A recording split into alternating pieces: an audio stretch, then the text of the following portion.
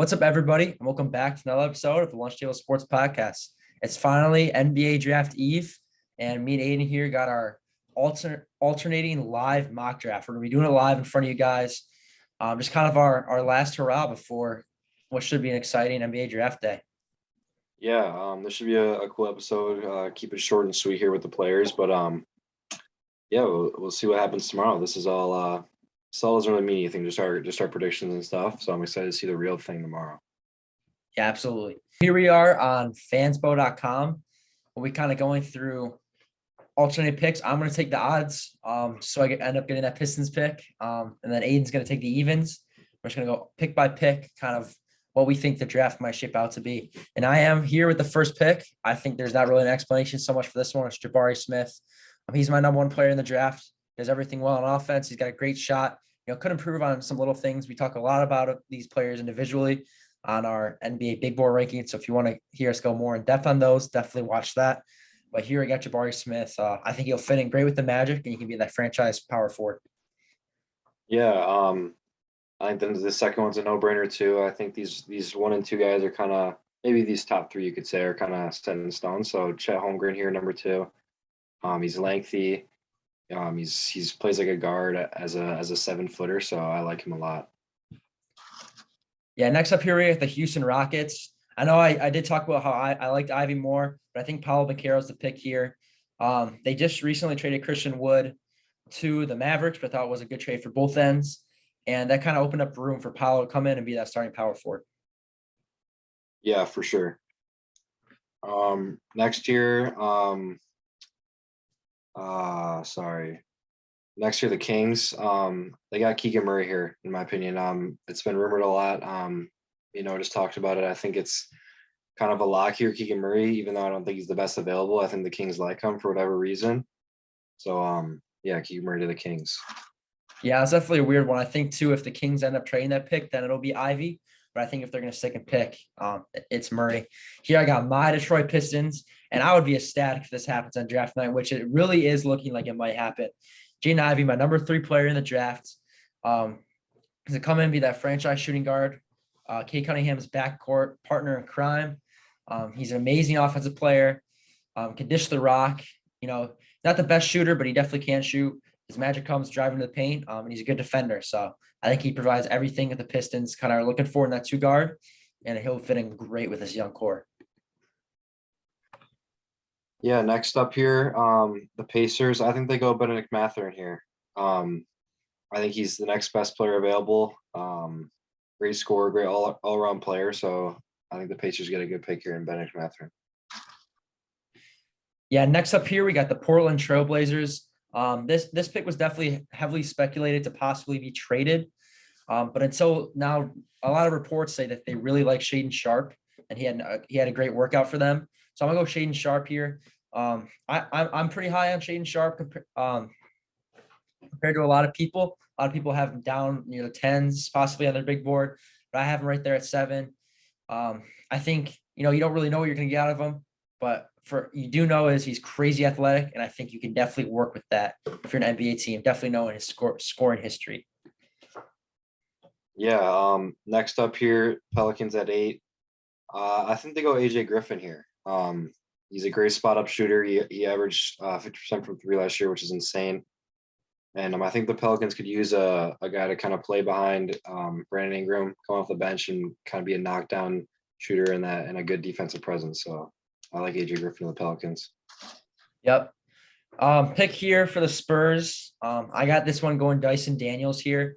I think he's everything that the Spurs are looking for, kind of in that guard position. He's a lockdown defender. If you put that in the backcourt alongside DeJounte Murray, and both that playmaking ability, that's great for the Spurs. The big question here is, don't they already have enough wings, enough guards? I think if you're drafting in the draft, you go best player available, and the Spurs aren't going to look at them and say, oh, we have too many guards, so we're not going to take the best player on our board. I don't believe that at all. So I think the Spurs are going to go best player available here, and that to me, that's Dyson Daniels. Yeah. Next up here, I think the Wizards need a lot of things. They have a lot of needs, but here I'm going to have them taking Ty Washington.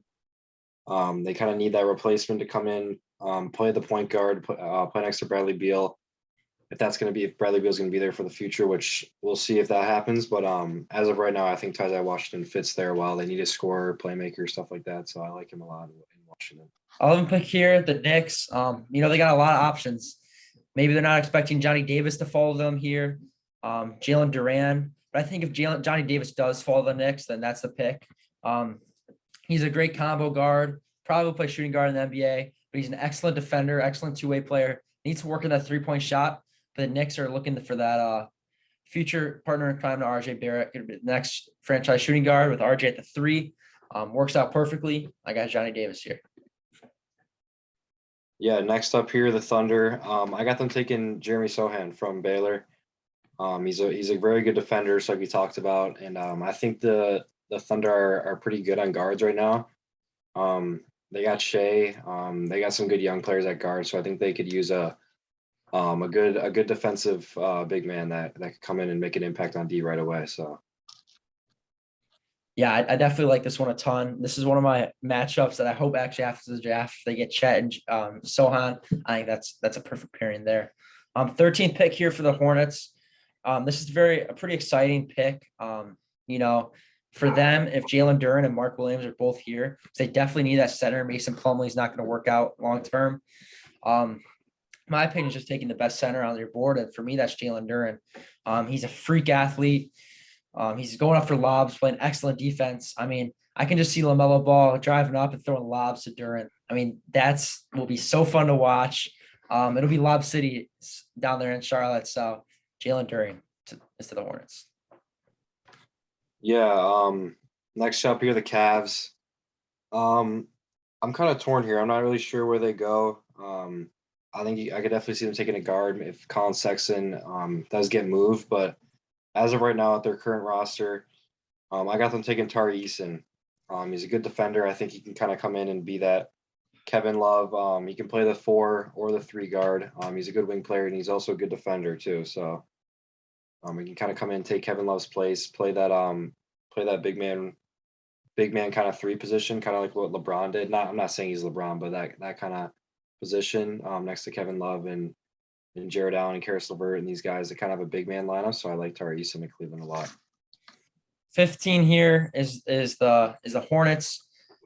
This again, I don't really know where they go in this pick, and they pretty much got all their kind of big needs filled already with a lot of young guys. But in this case, I'm just going to go best kind of available is Ochai Agbaji. He's an NBA ready player. Great college player. I think if you're adding that kind of knowledge off the bench, that scoring defensive ability, I think that's a good pick for Charlotte. Yeah. Next year, I got the Hawks taking Malachi Branham. I think the Hawks, they're obviously good on guard. They're good on center right now. I think Clint Capella is a very good underrated player. I think they could use some scoring in the wing position. So I like Malachi a lot to Atlanta. Yeah, next up here we got the Houston Rockets. This is another interesting pick because do they go best player available, Mark Williams? Do they go for maybe a different guard? It's kind of a tough pick looking at it now. I don't really know where they go, but I think they go Ousmane Dieng here. He's a young guy. You're gonna have to develop him, but I think going to a team like the Rockets, who could have the patience, to wait him out. I think that'd be a great pick, and he can come in with that young core and just blossom. Yeah. Next up here, the Bulls. I'm not really sure where they go here either, to be honest. I think they could use a big man. Yeah, I'm not really sure here. I think I'll say this actually. I think they'll go Mark Williams here. The Bulls. He's the best player available right now in our mock draft. He's a very good shot blocker, and the Bulls don't really need scoring. I think they need some of that defensive presence and that paint presence. So I like Mark Williams to Bulls a lot. Yeah, I just want to comment on this pick too. I would absolutely love this fit with the Bulls because they have an aging Nikola Vucevic. We don't really know what they'll do with him in the offseason. If they keep him, Mark Williams can kind of back him up for the next couple of years, and he can step into that starting role, which once Vucevic is gone. But here with the 19th pick in the draft, I got the Timberwolves selecting Jalen Williams from Santa Clara. Williams, I think, might go a little earlier in this draft. If I'm being honest, a team might take a shot at him or even trade up for him. He's one of the risers of the combine. He's an older guy. He knows what he's doing. So I think if the Timberwolves can get a veteran presence like Jalen Williams on their team, they will absolutely pounce on that. Yeah, next up here, the Spurs. Another one I'm kind of torn where they're going to go. I think they go best player available though. Nikola Jovic. Um, he's, I don't know. I think the Spurs obviously they have a history with some overseas players, so I could definitely see them going here. He's a good playmaking big man, or not big man, wing player. Got confused with Jokic there, but and he's a good outside shooter too. So I think the Spurs could definitely use that, and he could come in and make a big impact right away. Yeah, for sure. Next pick here is the Denver Nuggets, and I really like Blake Wesley there. Blake Wesley's a younger guy, so you might have to develop him a little bit. So he might not play right away, but I think getting that scoring in the bench unit along with a guy like Bones Highland, who's a good pick last year, just getting those scores off the bench, maybe even start some games for the Nuggets. I think that'll be very valuable, and I think it'll be fun to watch in the NBA. Next up here, Memphis. I think Memphis goes bigger here. I think they go EJ Liddell, Ohio State. In the past, Memphis they've drafted guys who have been good in college, and EJ Liddell was very good in college, averaging 20 points almost, 8 rebounds, all those good stats. And he could also play center, small ball center. He's physical enough to do it. He's also a good scorer, so I see him fitting in well with John Moran and those guys already have there. So. Yeah, 23rd pick here for the Sixers. I'm taking a guy, Dalen Terry from Arizona. I think they would really like. I know I keep kind of saying this for some of these playoff teams. I think they would like his veteran presence. He says he's only a sophomore, but just the way he plays really smart. He is playing good defense. He's handling the rock good. So I think just getting a guy like Dalen Terry to come off the bench for the Sixers is a good pick. Yeah, for sure. Next up here, might be a little bit of a reach, but I think the Bucks can afford a reach here. I think they go Jaden Hardy. I think you could say it's a reach, but I think his skill and upside is something the Bucks could definitely use to add to. They don't really have a ton of young talent right now on the team. So for him to come in and kind of learn from those guys, they have playoff experience, stuff like that. So I think he could develop very well in Milwaukee. Yep. Pick 25 here for the Spurs, and I got them going their third foreign guy of the draft, and that's Ismail Kamagante from France. He won Defensive Player of the Year in the French League at only, I'm not completely sure of his age, but it's pretty young, and winning that at a young age at a league full of young men is absurd. I think he could go higher than this in the draft, but he's very raw. Gonna have to develop him a little bit. And I think the Spurs are one of the best developmental staffs in the NBA. So I think this would be an amazing fit if it happened in real life. Yeah, next up here, the Rockets. I'm kind of torn here on where they go. Yeah, I think they'll take Jalen Williams here from Arkansas. I think he's underrated in this draft. He can provide kind of that defensive presence, stuff like that. Yeah, I don't know. I think the Rockets they could take a chance on really anyone in this draft. I'm kind of torn here on this pick, but yeah, I'll say Jalen Williams here. 27 here. I got the Miami Heat selecting Kennedy Chandler from Tennessee. I don't think he'll fall this far in the real drafts, but he's just a little undersized for first round pick point guard. He's 6'1", 171. That weight kind of scares you a little bit, but not from his tape. His tape, he's not afraid to back down to anybody. He's playing elite defense, elite ball handling. I think if you're the Miami Heat, you develop a guy like this to turn out to a really good backup point guard, or potentially be a guy that replaces Kyle Lowry down the line.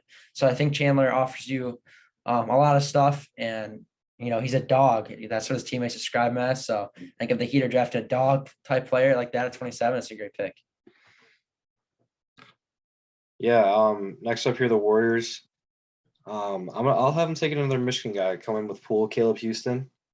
I think he declined an invite from the combine.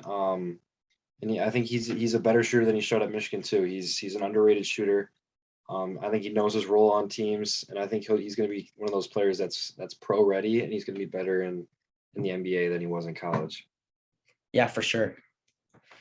29, the Grizzlies here.